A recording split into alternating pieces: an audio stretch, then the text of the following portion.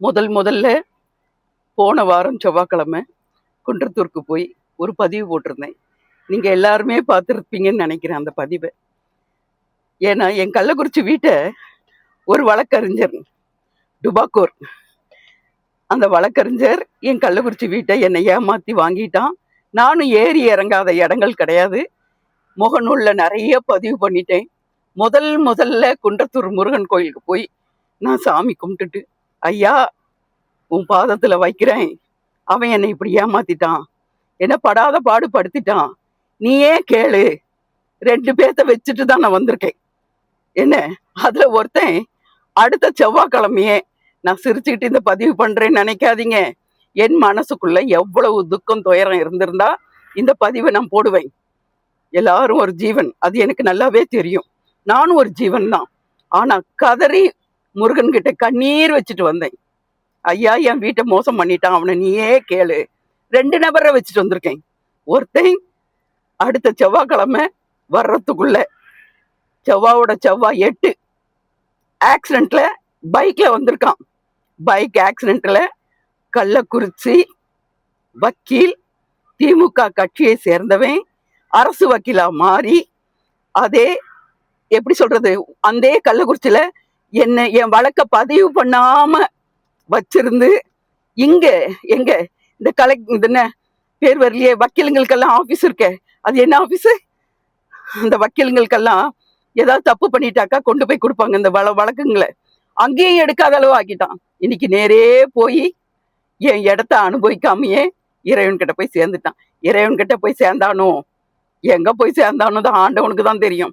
என் அப்பன் முருகன் சத்தியமே ஜெயம், நான் 10 நிடா, நான் சொல்ற வார்த்தை அப்படியே பழிக்கும். நானும் என் புருஷனும் எவ்வளவு வேதனைப்பட்டிருப்போம். அந்த வார்த்தைக்கு என் முருகன் சாதாரணமா கூட இறந்திருக்கலாம்ல, விபத்தாயி ரத்தத்தை சிந்தி இறந்திருக்கான். நான் சந்தோஷத்துக்காக பேச வரல. யாரா இருந்தாலும் துஷ்டமான செயலுக்கு போயிடாதீங்க, தப்பான செயலுக்கு போயிடாதீங்க. அதுவும் நல்லவங்க வாயில விழுந்துட்டீங்கன்னாக்கா உடனே அப்பி பிடிக்கும். இனிமே உன்னால என்னடா பண்ண முடியும்? போய் சேர்ந்துட்டல்ல, ஆண்ட அனுபவிக்க முடிஞ்சுதா? நான் இப்படி பேசுறேன்னு நினைக்காத, சத்தியமே ஜெயம்.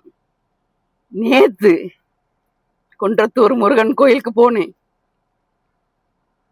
அதே மாதிரி என் மகன் விஜய் என்னென்னவோ பேசுறீங்க, தேவா போனிட்டு. நான் இது வரைக்கும் எந்த கட்சிக்கும் நான் ஆதரவு கொடுத்ததில்லை, நான் எந்த கட்சியும் இல்லை. என் மகனை கண்டா எனக்கு பிடிக்கும். அவன் சத்தியவான், நீதிவான், நேர்மவான். என் மகன் உயர்ந்த கொள்கையும் குணமும் உள்ளவன், எல்லாரும் நல்லா இருக்கணும்னு நினைக்கிறவன். அவன் மாத்திரம் வாழணும்னு நினைச்சிருந்தானாக்கா எப்படியோ வாழ்ந்திருப்பான். அவன் இவன் சொல்றேன்னு நினைக்காதீங்க. என் மகன் நினைச்ச பிறகு நான் அப்படிதான் பேசுவேன். நான் முருகன்கிட்ட கண்ணீர் விட்டு, ஊராரெல்லாம் என் பிள்ளை எப்படி பேசுது, என் பிள்ளை தம்பதிகளா வந்து நிக்கணும், சங்கீதாவோட சேர்ந்து வாழணும், அவன் பிள்ளைகளோட சேர்ந்து நிக்கணும் முருகாட்டு சத்தியம் குன்றத்தூர் முருகன் கிட்ட மனம் உருகி அழுதேன். முருகா, என் அப்பனே, நல்ல தாய் வயிற்றுல பிறந்தவன், நல்ல தௌப வயிற்றுல பிறந்தவன், அந்த குடும்பத்தை சேர்த்து வை.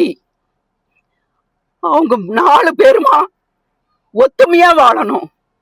என் பிள்ளை விஜயை நான் அப்படி பார்க்கணும்னு நினைச்சிட்டு, என் முருகன் சத்தியபிரமாணமா சொல்றேன், நானும் பிள்ளைய பெத்தவா, மனம் உருகி என் முருகன் கிட்ட நான் நேரத்தை பண்ணேன். நேத்து இனி ஒரு நாள் பொழுது கூட ஆகல, நான் பார்க்கல இன்னமும் அந்த வீடியோவை.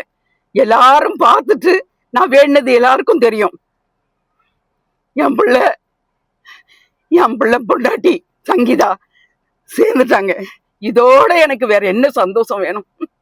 நானும் என் வீட்டுக்காரங்களும் நாங்களும் காதலிச்சு திருமணம் பண்ணவங்க தான், கலப்பு திருமணம் பண்ணவங்க. அந்த காதலுடைய வழி என்னன்னுட்டு எனக்கு தெரியும். எதை வேணாலும் விட்டு கொடுத்துருவா ஒரு காதல் மனைவி, கணவனை கொடுக்கவே மாட்டான். சங்கீதாவும் விஜயும் பல்லாண்டு பல கோடி ஆண்டு வம்சமே செழிச்சு வாழலாம்.